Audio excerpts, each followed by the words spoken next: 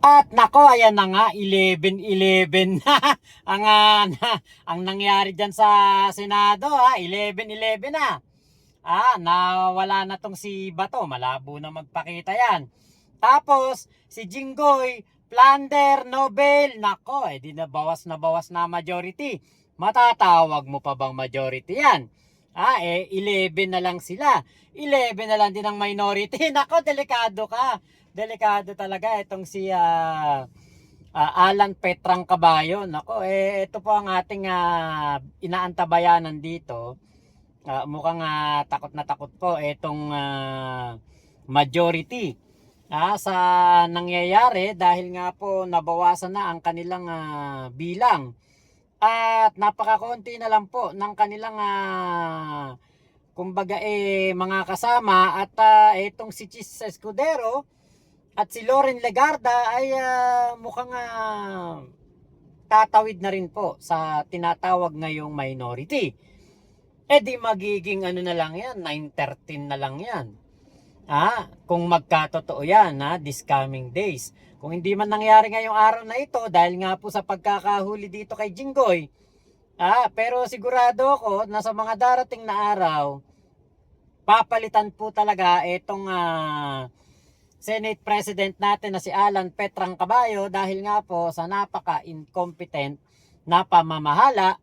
At kitang-kita po ang kanyang pamumulitika at ang pagkiling niya sa mga masasamang tao. Ayan, nako yan po ang drama ngayon diyan sa Senado. Nako ito, panoorin ninyo si Alan Petrang Caballo dito na eto si Alan Petrang Caballo ayaw pa pong ipahuli itong si Jinggoy. Talagang panglaban itong si Alan Petrang Caballo ay drama.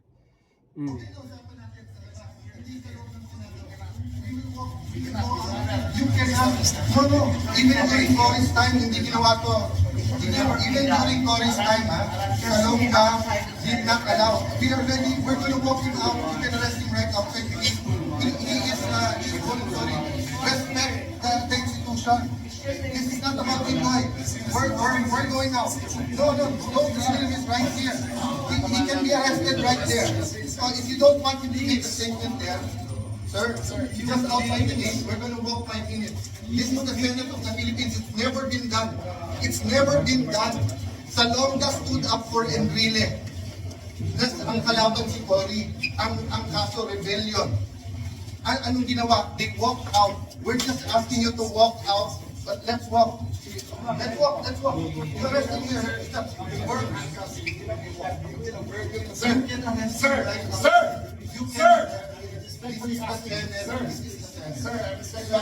Sir, this is the last person who haven't gotten for me escape. That's not for me. It's for the Senate, sir. Just for the Senate. For the country. Allow us to. Sir, kung I can allow that. Yes, kung I can, right outside the door. Right outside the door. Right outside the door. Please decide something.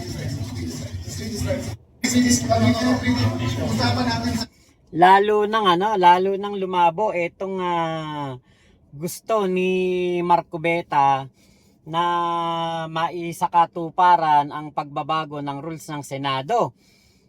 Kasi para magkaroon sila ng quorum, kailangan nila ng 13. Ngayon 11 na lang sila. Paano pa maipapasa yung kagustuhan ni Marco Beta na mapaboto ang mga hindi pumapasok na mga senador sa Senado? Kaya nga po talagang etong Senate itong Senado natin ngayon, alam nyo, puro drama. Nakakatuwa, puro drama, puro arte, puro panlilin lang sa ating mga kababayan ang pinapakita po dito. Meron pa ditong isa Teka, ito. Nakakatuwa si Marco Beta dito Asan ba? Meron dito nakakatuwa, sabi ko la. Parang ano naman si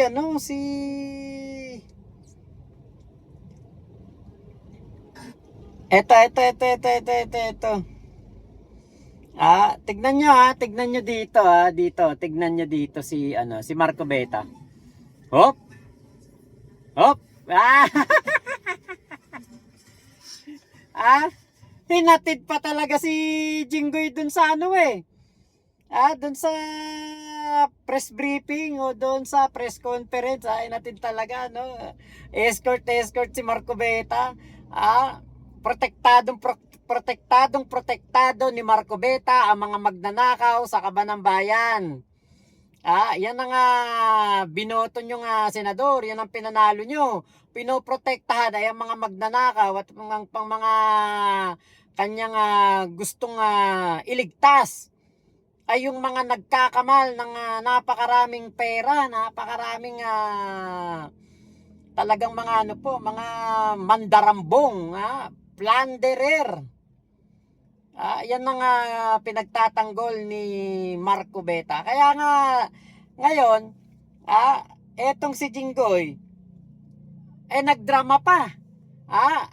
Akala mo aping-ape sa nangyari at kala mo talagang ginigipit. Oy, Jinggoy, walang gumigipit sa'yo. Buti sana kung first time mo pa lang tong nakasuhan ng plunder. Sana kung first time pa lang to nangyari in the history of the Philippines at sa iyong pamilya. Ilang beses na ba kayong nakasuhan ng plunder? Tatay mo, di ba, convicted? Pinatawad lang ni Gloria. Tapos ikaw, ilang beses ka na nakasuhan ng plunder. Tapos ngayon, pangatlo na. On bail ka lang doon sa isang kaso mo. Yan na nga yung sinasabi natin. Hindi na dapat iniuupo at binoboto o kahit man lang payagang kumandidato yung mga ganyang magnanakaw na katulad ni Jinggoy. Kasi magnanakaw at magnanakaw lang yan at magpapalusot lang yan na magpapalusot. Pero parang ang datingan siya ginipit, siya ay kinawawa, siya ay inape, at itong kasong to'y gawa-gawa lamang. Ano akala mo dun sa mga investigasyon na ginawa? Buti sana kung bigla ka na lang kinasuhan, walang investigasyon. Di ba? Nandiyan ka pa nga sa Senate hearing Di ba? Nung iniimbestigahan yan. Kaya nga 'di ba, napakapangit na ang Blue Ribbon Committee ay magbubukas na naman at gagawa na naman ng investigasyon. Tapos, ang mga mag-iimbestiga ay yung mga inaakusahan o ang mga akusado. 'Di ba? Blue Ribbon Committee member kayo ni Chis Escudero. Tapos itong si Marcoleta may kaso naman. Plunder din dahil sa pagtanggap ng pera. Diba? Kaya kayo ganyan kasi alam naman ninyong lahat na kayo ay mga makasalanan. Kaya ang inyong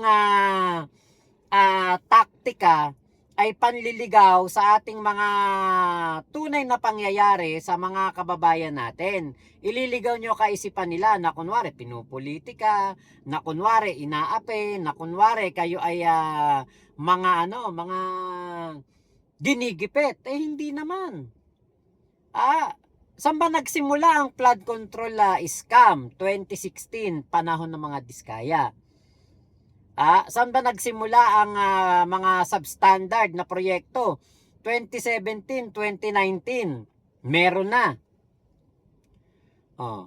Tapos nitong si PBBM na ang naging presidente ay nagnakaw na naman kayo. Akala nyo si PBBM naniwala kayo kay Digong na weak. Naniwala kayo sa sinasabi ni Digong na weak si PBBM. Hindi naman weak si PBBM at naipakulong si Kibulok, naipakulong si Digong. Napakaraming mga kurakot na tauhan ni Digong na pinaghahanap na ng batas ngayon. Hindi weak si PBBM at alam niya kapag kayo ay may ginawang pagnanakaw sa Kabanang Bayan, mabubuking at mabubuking kayo. Kaya pagpasensyahan mo na Jinggoy Estrada at etong ating Pangulo ayaw sa korap at hindi kumakampi sa korap. Hindi mo masisisi si PBBM 2022. Kasama ka pa niya sa Uniteam. Sinuportahan ka pa niya. Kaya lang hindi ka nagbago. Nagnakaw kang muli. 'Di ba? Kaya walang nanggigipit, kayo ang gumawa niyang kasalanan, kayo ang gumawa niyang katarantaduhan, kayo ang magbabayad sa ginawa niyong pagnanakaw sa kaban ng bayan. So, lamang po, maraming salamat sa pagsama niyo dito sa aking vlog na ito. Ingat po kayo, nasa mang panig kayo ng mundo, Momo Chup Chup, love you, love you. God bless us all Pilipinas. God first, salamat po.